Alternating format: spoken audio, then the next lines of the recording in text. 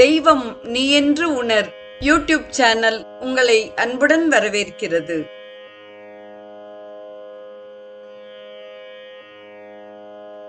வாழிய செந்தமிழ். அன்பு நிறை உள்ளங்களுக்கு அன்பார்ந்த வணக்கங்கள்.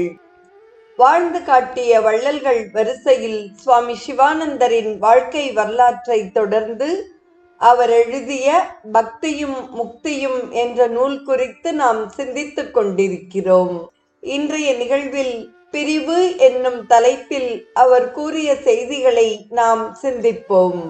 ஆண்டவனிடத்திலிருந்து அகன்று நிற்கும் நிலையில் பக்தன் அனுபவிக்கும் துன்பமே விரகம் என்பது. அன்பின் உறைவிடமான ஆண்டவனின் தரிசனத்தை பெற நீங்கள் விரும்பினால் அந்தரங்க சுத்தியுடன் கண்ணீர் விட்டு கதறி நிற்க வேண்டும். புன் சிரிப்பினால் அவரை காண முடியாது.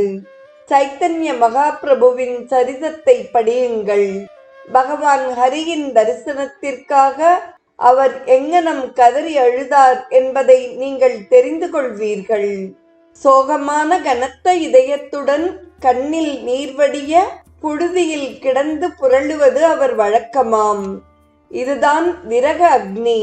இதுவே உண்மை பக்தி. அன்பர்களே, ஆண்டவனின் தரிசனத்திற்காக கண்ணீர் விடக்கூடிய அளவுக்கு உள்ள இளகிய இதயம் உங்களிடம் அமைந்திருக்கிறதா? தன்னைத்தானே ஏமாற்றிக் கொள்ளாதீர்கள். ஆண்டவனை வஞ்சிக்க முடியாது. அவன் நம் எண்ணங்களுக்கெல்லாம் சாட்சியாக விளங்குகிறான். இன்னும் உங்கள் இதயம் கல்லாக இருக்குமாயின் ஸ்ரீ ராமஜபம், கீர்த்தனம், பாகவத பாடம், சத்சங்கம், தொண்டு இவற்றால் அதை இளகச் செய்யுங்கள். ஒரு நிமிடம் கூட வீணாக்காதீர்கள். தனித்த இடத்திற்கு சென்று கபடமற்ற தன்மையுடன் அழுங்கள். அழுகை பக்தியை வளர்ப்பதற்கான ஒரு வழியாகும். ஆனால் இது உண்மையாக இருக்க வேண்டும்.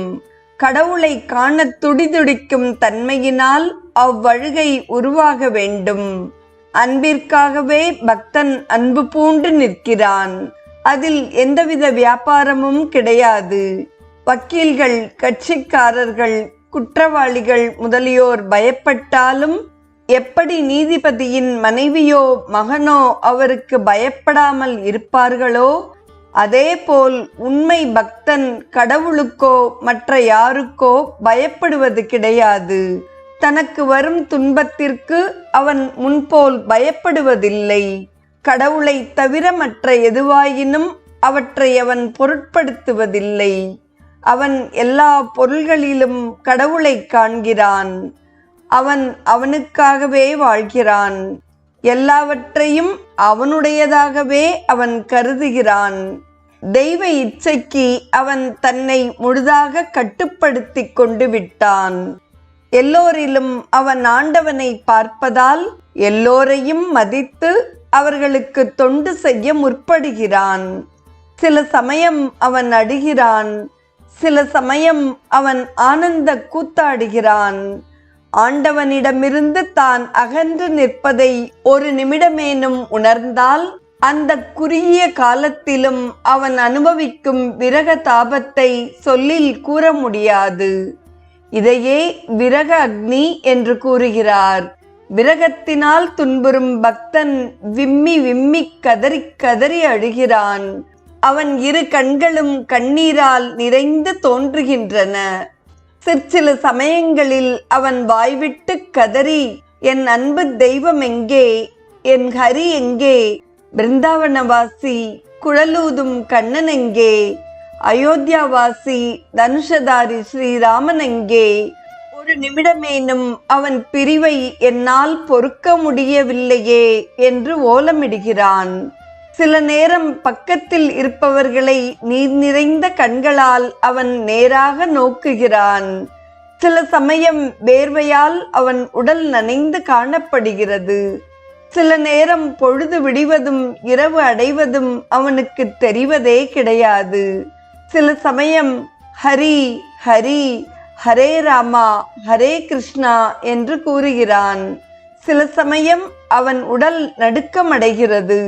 சில சமயம் அவன் தரையில் விழுகிறான், புரளுகிறான்.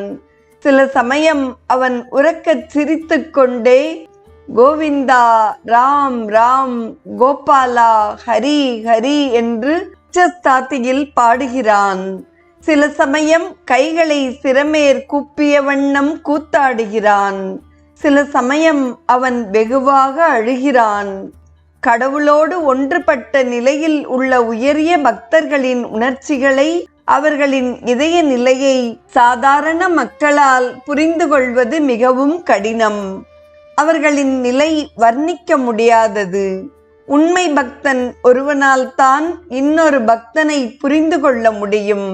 சிற்சில சமயம் அவன் கீழே விழுந்து மூர்ச்சை அடைந்து விடுகிறான். மூச்சு சிறிது நேரம் நின்று விடுகிறது. பிறகு மெல்ல மெல்ல வருகிறது.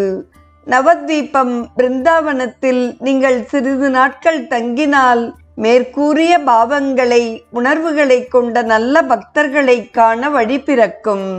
அத்தகைய பக்தர்களுக்கு ஜெய். அவர்களின் பரம்பரை வாழ்க. அவர்கள் வாழும் நாட்டுக்கு ஜெய். ஜபம், கீர்த்தனை, பாகவதர்களின் சேவை முதலிய நற்பழக்கத்தின் மூலமாக பக்தன் வெண்ணெய் போன்ற மிருதுவான இதயத்தை உடையவனாக இருக்கிறான். விரக அக்னி அவன் இதயத்தை உருக்குகிறது.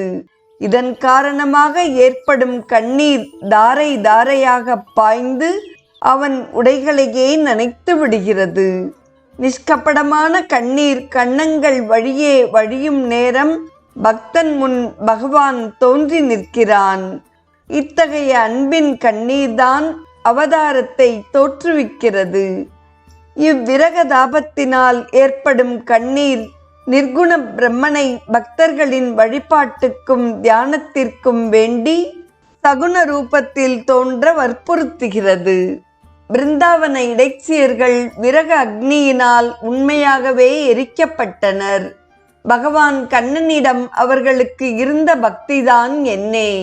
ஒரு வினாடி கூட அவர்களால் கண்ணனின் பிரிவை தாங்க முடியவில்லை. சில நேரங்களில் கண்ணபிரான் அவர்களின் கபடமற்ற நிலையை சோதனை செய்ய முற்பட்டார். திடீரென அவர் தன்னை மறைத்துக் கொள்வார்.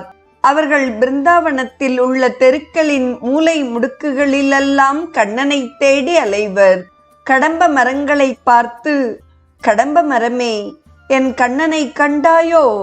நாங்கள் விரக அக்னியால் பீடிக்கப்பட்டிருக்கிறோம். அவரிடமிருந்து நீங்கள் கொண்டு வந்துள்ள செய்தியாதோ? அவர் தற்பொழுது எங்கு இருக்கிறார்? அவர் எவ்வளவு கொடூரமாக இருக்கிறார்? அவர் தரிசனத்திற்காக நாங்கள் துடித்து நிற்கிறோமே என்று கேட்பது வழக்கம். விரக வேளையில் அவர்கள் தாரை தாரையாக கண்ணீர் வடித்த வண்ணம் இருந்தனர். உடல் உணர்ச்சியே அவர்களிடம் இருந்ததில்லை.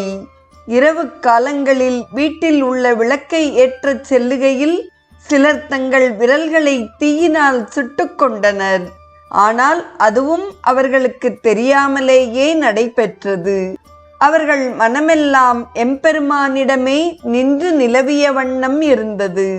கண்ணனின் புல்லாங்குழல் ஓசையை கேட்டதும் விரித்த கூந்தலோடும் விழுந்த உடையோடும் ஓடோடியும் கண்ணனை காண அவர்கள் விரைந்து சென்றனர். சிலர் தங்கள் கணவனுக்கு உணவு பரிமாறுவதை அரைகுறையில் நிறுத்திவிட்டு கண்ணனை காண குதித்துச் சென்றனர். பால் கறந்து கொண்டிருப்பதையும் மறந்து பால் பாத்திரங்களை பசுக்கள் அருகே வைத்துவிட்டு விறுவிறுவென விரைந்து சென்று கண்ணனை காணச் சென்றவர் மற்றும் சிலர்.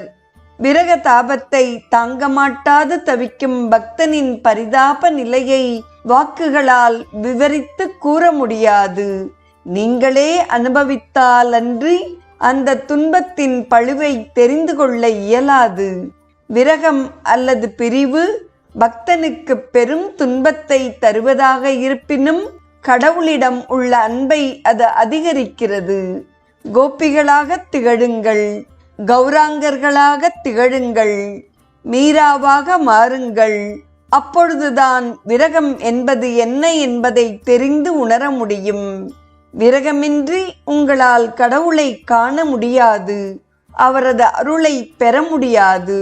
அறவாழி அந்தணன் தாழ் சேர்ந்தார்க்கு அல்லால் பிறவாழி நீந்தல் அரிது என்னும் குறளை ஓமைப்படுத்தி குருதேவர் விரகம் குறித்த தனது கட்டுரையை நிறைவு செய்கிறார். நாளைய நிகழ்வில் முக்திக்கான அடுத்த படியை நாம் தொடர்ந்து சிந்திப்போம். இன்றைய நிகழ்வை கேட்டு பயனுற்ற அத்துணை நல்ல உள்ளங்களுக்கும் நெஞ்சார்ந்த நன்றி. வாழிய செந்தமிழ், வாழ்க நற்றமிழர், வாழிய பாரத மணித்திருநாடு. தெய்வம் நீ என்று உணர் யூடியூப் சேனலை கேட்டு மகிழ்ந்த நீங்கள் உங்கள் நட்பு வட்டத்திற்கும் பகிர்ந்து தொடர்ந்து உங்களது நல்ல ஆதரவினை சப்ஸ்கிரைப் செய்து வழங்குமாறு அன்புடன் வேண்டுவது உங்கள் அன்பின் விசாலம்.